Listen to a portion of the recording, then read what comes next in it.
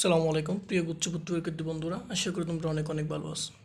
তো প্রতিদিনের নিয়ে আজকেও তোমাদের এবিএস সায়েন্স একাডেমির পক্ষ থেকে আরেকটা গুরুত্বপূর্ণ ক্লাস নিয়ে আসছি। আজকে ক্লাসটা হচ্ছে মূলত তোমাদের তরঙ্গদের, পদার্থবিজ্ঞান প্রথম পত্রের তরঙ্গদের, অর্থাৎ এই অধ্যায় থেকে বিগত বছরে ম্যাথমেটিক্যাল প্রবলেম থেকে যেসব সমস্যাগুলো ম্যাথগুলো এসেছিলো, আজকে তোমাদের সেই ম্যাথগুলো একদম খুব ভালোভাবে সমাধান করে দেবো। আশা করি কয়েকটা টপিক এগুলো যদি ভালো করে দেখে যাও, তরঙ্গ অধ্যায় থেকে ম্যাথমেটিক্যাল প্রবলেম নিয়ে আর কোনো সমস্যা থাকবে না, ঠিক আছে? তো তার আগে ভাইয়া যারা এখন আমার পেজটি পোল দাও না, পেজটি পোল দিয়ে পাশে রাখবা। ভিডিওটি ভালো লাগলে বন্ধুদের কাছে শেয়ার করে দিও আর একটা লাইক দেবা। আর যারা ইউটিউব থেকে দেখতেছো, ইউটিউব চ্যানেলটাকে সাবস্ক্রাইব করে পাশে রাখবা। আর পরবর্তীতে এরকম আরও ভিডিও ছেলে কমেন্ট বক্সে জানিয়ে দেবো। ওকে, তো চলো শুরু করা যাক। আচ্ছা, আর আজকের প্রথম ম্যাথটা হচ্ছে তোমার কি বলতেছে, একটি শব্দ তরঙ্গ বায়ুতে 3 সেকেন্ডে, ঠিক আছে, 3 সেকেন্ডে 1020 মিটার দূর অতিক্রম করে।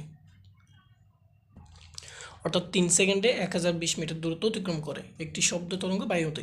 ওকে, এই শব্দের তরঙ্গ দৈর্ঘ্য যদি 50 সেন্টিমিটার হয়, তাহলে আমাকে পর্যায়কাল কত সেটা আমাকে জিজ্ঞেস করছে, তাই না? ওকে, তাহলে আমাকে দেওয়া আছে তরঙ্গ বায়ুতে সেকেন্ড সময় দেওয়া আছে এবং দূরত্ব এস দেওয়া আছে এবং তোমার হচ্ছে কি তরঙ্গ দৈর্ঘ্য ল্যামডা দেওয়া আছে। আমরা জিজ্ঞেস করছি পর্যায়কাল কত। আমরা সবাই জানি পর্যায়কাল টি ইকুয়াল টু হচ্ছে 1/f, অর্থাৎ ওয়ান বাই হচ্ছে তোমার কি তরঙ্গ, ঠিক আছে, তরঙ্গ সংখ্যা, অর্থাৎ টি ইকুয়াল টু 1/f, এটা আমরা সবাই জানি। এখন আমাকে এফ এর ভ্যালু তো এখানে সরাসরি দেওয়া নেই, তাই না? আমার এফ এর ভ্যালু বের করতে হবে। এফ এর ভ্যালু বের করে আমি কোথা থেকে পাই, সেটা হচ্ছে কি B equal to F lambda.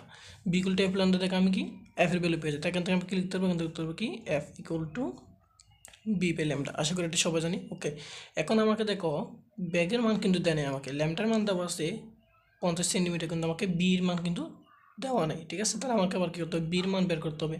তাহলে বির মান বের করতে গেলে দেখো আমার কী দেওয়া আছে, দূরত্ব দেওয়া আছে, তাই না? দূরত্ব দেওয়া থাকলে আমরা যেহেতু সময় দেওয়া আছে, দূরত্ব দেওয়া আছে, আমাকে বের করতে হবে বি। সেক্ষেত্রে আমরা সূত্র জানি কি এজ ইকুয়াল টু বিটি। ওকে, তাহলে এখান থেকে আমি কি বির ভ্যালু বের করবো, তাহলে বি ইকুয়াল টু হবে তোমার কি এস বাই টি, তাই না? ওকে, এবার এসের দেওয়া আছে এজ ইকুয়াল টু কত, 1020 ডিভাইড বাই টি দেওয়া আছে 3 সেকেন্ড, তাই না? ওকে, তাহলে এখান থেকে ভাগ করলে কত, 1020কে আমি 3 দ্বারা ভাগ করলে কত হবে, 1020কে আমি 3 দ্বারা ভাগ করি, সেক্ষেত্রে আমার আসবে কত, 340, ঠিক আছে? আর কত আসবে, 340, সেটা হতো যেহেতু মিটার আছে, তাহলে মিটার সেকেন্ড, তাহলে এমএস ইনভার্স 1। ওকে, তাহলে আমি বির ভ্যালু পেয়ে গেছি। ওকে, তারপর এখানে আমি জাস্ট বির ভ্যালু বসালে আমি এফের ভ্যালু পেয়ে যাবো, ঠিক আছে? ওকে, বির ভ্যালু বসাই। ওকে, তাহলে বির ভ্যালু কত, 340 MS inverse 1 divide by lambda value কত দেওয়া আছে, ল্যামডা হচ্ছে তোমার 50 সেন্টিমিটার।